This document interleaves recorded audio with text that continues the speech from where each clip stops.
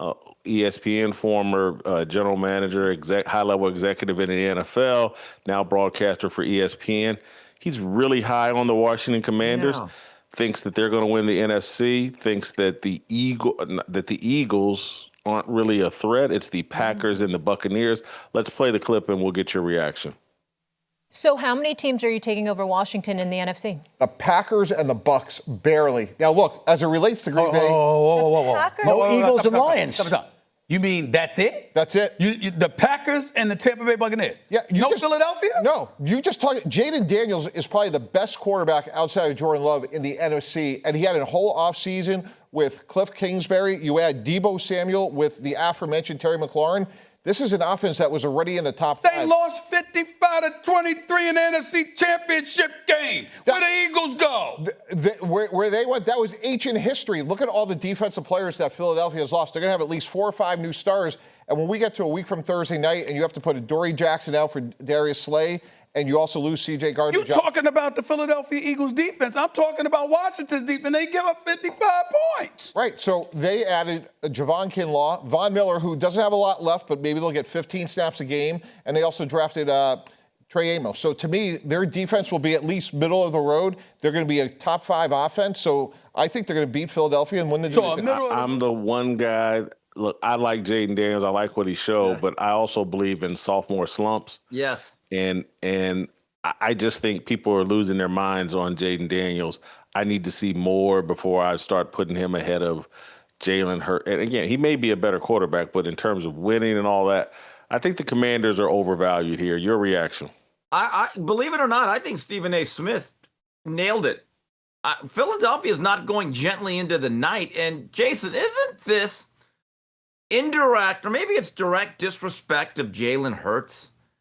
Really, this is everyone's way of saying, we don't think he's that good. If any other quarterback that's considered elite would be coming off a Super Bowl victory where they dominated in the playoffs outside the Rams game, that was a tough one, but they rampaged through the postseason. Jalen Hurts fits that system perfectly. And yes, Howie Roseman made some decisions by letting go defensive parts probably a year early instead of a year late, okay? But offensively, all of the other pieces are in place. Jason, the downgrading of Philadelphia, I believe, is direct disrespect of Hurts. I think you're right. And so now you're pushing me, Steve, to say something politically incorrect. But if Jalen Hurts had more tattoos, cornrows, talked a little bit more Ebonics, maybe was connected to some rapper or stripper turned rapper, there wouldn't be this kind of disrespect. There would be a veil of protection around him. He would be the first unapologetically black or the first authentic black quarterback, and no one would be able to give this kind of disrespect. Also, you forgot to add, didn't know his father or had a father. That may be like the top of the list there.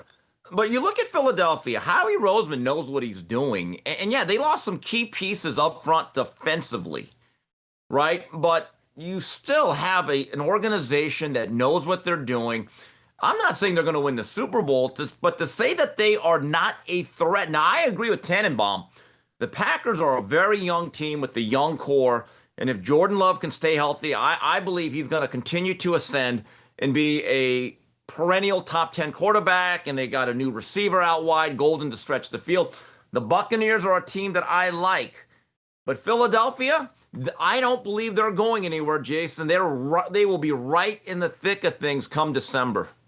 Yeah, I'm not as high on the Buccaneers and Baker Mayfield as everyone else. Obviously, let me just clarify and be I don't like short quarterbacks, and it takes a long time for me to get on board with a short quarterback, and I'm just not there yet with Baker Mayfield. That's it's just a total height bias that I have. So I think the Buccaneers are a tiny bit. That pun is into overvalued. Trey Hendrickson getting $30 million for one season. It's initially I was like, I don't know if I like this deal for Trey Henderson, but it makes sense for both sides. You got to give Joe Burrow and Jamar Chase and those receivers a shot, that offensive shot. You got to have your best defensive player. Guy's got 35 sacks the last 2 years. My only problem is, though, the AFC is so stacked. Yeah. Is so stacked that even with this all-star roster, even with satisfying financially Burrow, Higgins, Chase, Hendrickson, when I look at the AFC and there's only 7 teams from each conference that can make it, I'm like, holy cow, where do I rank the Bengals? Even now everybody's financially satisfied. Where do you have the Bengals ranked in a hierarchy or a priority in the AFC? Jason, I believe the top 3 is entrenched in any order. Buffalo, Baltimore, and the Chiefs. You can mix and match in any direction, any order. I would not argue. The Bengals, to me, probably right behind them. And Hendrickson's worth the money because, quite frankly, he is their pass rush. He's not their defensive line. He is their pass rush. Just look at their numbers. And last year, there was a particular pattern with Cincinnati, Jason. They lost a lot of one-possession games that were high scoring. Now, you can make the argument, well, okay, then is Hendrickson really worth that much? Really, you want to make a bad defense worse? Take away your whole pass rush. Take away your best player in the front 7. I think they needed to do this because, Jason, the Bengals have a historical reputation for being incredibly cheap. It's probably well-earned, right? But do you want to be the organization that squanders the prime of Joe Burrow? You don't want to be, but I am amazed at your list, though, because they sign Hendrickson. Right. They sign Burrow. They give Jamar Chase what he wants. They go all, and those are like, Hendrickson's in the argument for best defensive end. Joe Burrow's in the argument for best quarterback. Jamar Chase is in the argument for best wide receiver. But you got him 7th, which I can't say it's crazy, but you got him 7th. As the 7th best team in the AFC. That's a lot of money to be 7th. It is, but it's a very good conference. It really is. And when you lose a lot of one-possession games, it's never just about one thing. You know what it shows me, Jason? You got to play better complementary football. And when you lose that many in 1 year, there's a coaching issue. Like, did you go for it on 4th down one too many times? Should you have kicked it here? But there is a phrase in gambling that there is a shift, that when you win a lot of one-possession games, it goes the opposite way the next season. It also goes for a lot of teams that lose close games. I believe Cleveland was probably about, 20 points from being a 12, 13-win team if you look at their scores. Now, I don't know. They drafted another defensive lineman, Shamar Stewart, who had some contract issues. He doesn't have a great history of sacking quarterbacks, but he's another live body up front.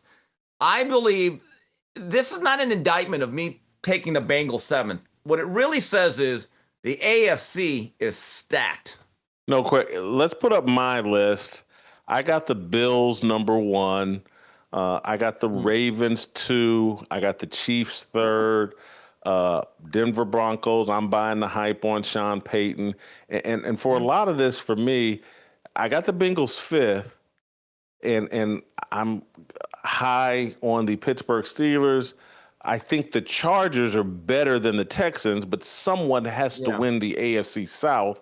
And so it's going to be the Houston Texans. It's a bad division. And so, but my 7th best team is the Chargers. But it's not just the talent in the AFC. It's also the coaching in the AFC. When you John Harbaugh, Andy Reid, Sean Payton, those were 3 Super Bowl winners. Zach Taylor has coached in the Super Bowl with the Bengals.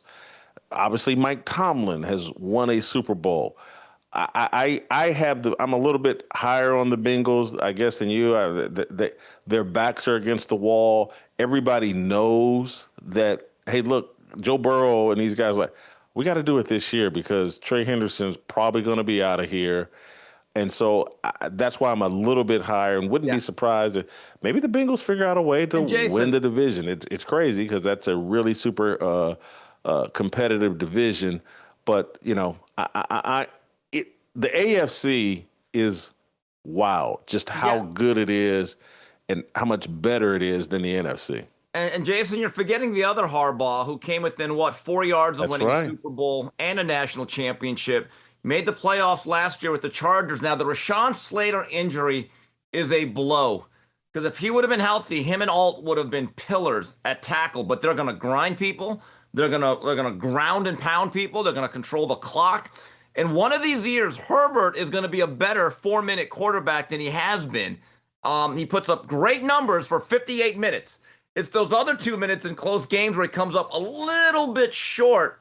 But year 2 of Harbaugh, I'm a believer. And I've said this to you for 4 or 5 years. I know you're a Brady Hoke loyalist, but Jim Harbaugh is one of the 5 best coaches in football the last 15 years.